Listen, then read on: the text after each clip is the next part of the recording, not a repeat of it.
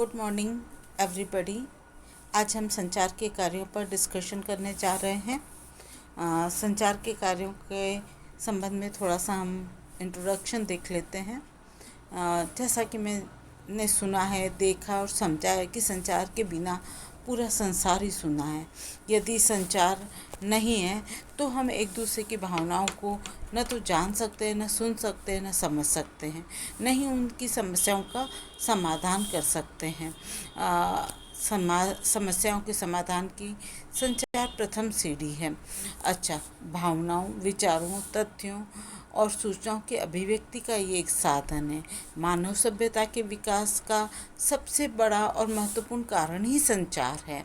संचार के कारण ही आज संपूर्ण विश्व एक छोटे से गांव की तरह हो गया है। संचार के बिना हमारी दिनचर्या ही ठप हो जाती है। हमारे दूर स्थित रिश्तेदारों से या मित्र मंडली से किसी से भी हम बात तुरंत संचार के द्वारा कर पाते हैं।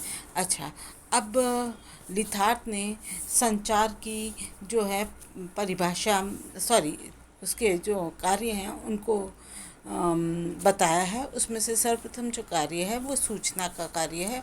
इन्होंने कहा है कि संचार का सबसे पहला और प्रमुख कार्य सूचना का आदान प्रदान करना है।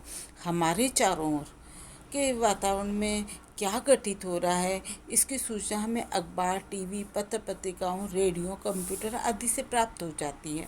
नवीन खोजों, तथ्यों, विचारों, उपकरणों आदि की जानकारी भी हमें संचार के माध्यम से ही हो पाती है। जरा सोचें, यदि संचार का माध्यम नहीं होता तो कैसे हम किसी भी प्रकार से किसी से बात कर पाते, या कोई रोगी अपनी बारे में चिकित्सक को बता पाता। दूर देश में बैठा व्यक्ति अपने सगे संबंधियों या आत्मीयजनों से कैसे बात कर सकता तथा अपने बारे में बता सकता। इसलिए सूचना के क्षेत्र में संचार का अमूल्य योगदान है। अब अपन दूसरे कार्य पर आते हैं कि कमांड या निर्देशात्मक कार्य। कमांड या निर्देश देने का या प्राप्त करने का कार्य में भी संचार महत्वपूर्ण भूमिका अदा करता है। हम अपने छोटे को घर में भी कई प्रकार से निर्देश देते रहते हैं। इसी प्रकार ऑफिस में अफसर जो होते हैं अपने कर्मचारियों की सभा बुलाकर, टेलीफोन से संपर्क स्थापित करके, पत्र लिख के, नेट के जरिए और कई तरह के निर्देश देते हैं। उसे क्या करना है, कब करना है, कैसे करना है और किस तक लाभ पहुंचाना है, किन कार्यों को बिल्कुल नहीं करना, किस समय कार्य को पूरा कर देना है आदि बातों की जानकारी आदेशों निर्देशों के माध्यम से देना कमांड या निर्देशात्मक कार्य कहलाता है। ठीक है, घर में बड़े बुजुर्ग हो या कार्यालय में बॉस हो, जो कुछ वो कहते हैं वह निर्देश देते हैं, तो दूसरे सदस्य उसकी बात मानते हैं, उनके कहे अनुसार कार्य करते हैं। जैसे कि अधिकारी कार्यालय में किसी कर्मचारी को बुलाकर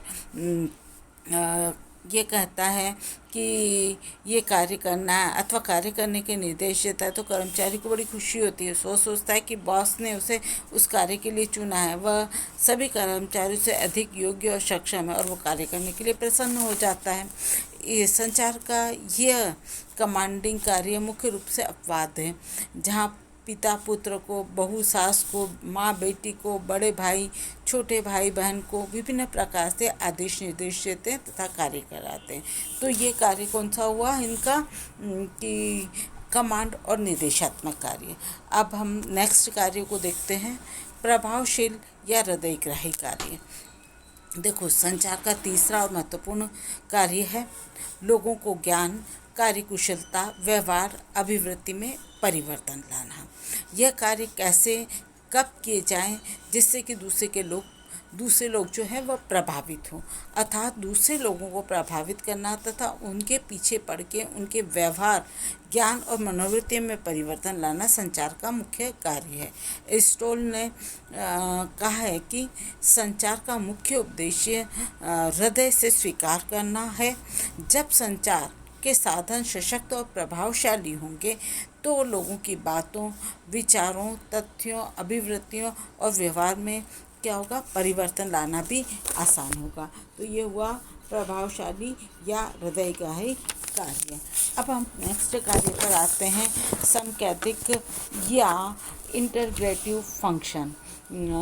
इसमें ये संचार का चौथा और महत्वपूर्ण कार्य है, समकैतिक कार्य। ये यहाँ समकैतिक का अर्थ है बिखराव को रोकना, सभी के साथ मिलजुल कर कार्य करना, विश्व बंधुत्व की भावना का विकास करना, व्यक्ति चाहे जिस भी धर्म का हो, समुदाय का हो, वर्ग का हो, समाज का हो, राष्ट्र का हो, सभी से प्रेम पूर्वक रहना, देशभक्ति से का कार्य करना, लोगों के भीतर पनप रहे अहम को दूर करना। संचार का ये कार्य सर्वाधिक महत्वपूर्ण है, क्योंकि किसी भी देश की एकता और अखंडता के लिए यह आवश्यक है कि सभी लोग आपस में मिलजुल कर रहें, देश हित में कार्य करें, विकास में योगदान दें, आर्थिक रूप से समृद्ध होकर अपने परिवार का, समाज का कल्याण करें, सभी प्रकार की बुराइयों को दूर करें। तो ये सब क्या हुआ कि संचार के कार्य हुए। चौथा जो सांकेतिक कार्य यही है। और संचार के इस प्रकार से 4 कार्य हुए, सूचना के कार्य, कमांड या निर्देशात्मक कार्य, तीसरा जो है प्रभावशील या हृदयग्राही कार्य, और चौथा है समेकित या समन्वित कार्य, जिसे इंटीग्रेटिव फंक्शन भी कहते हैं। आप लोगों को समझ में आया होगा। धन्यवाद।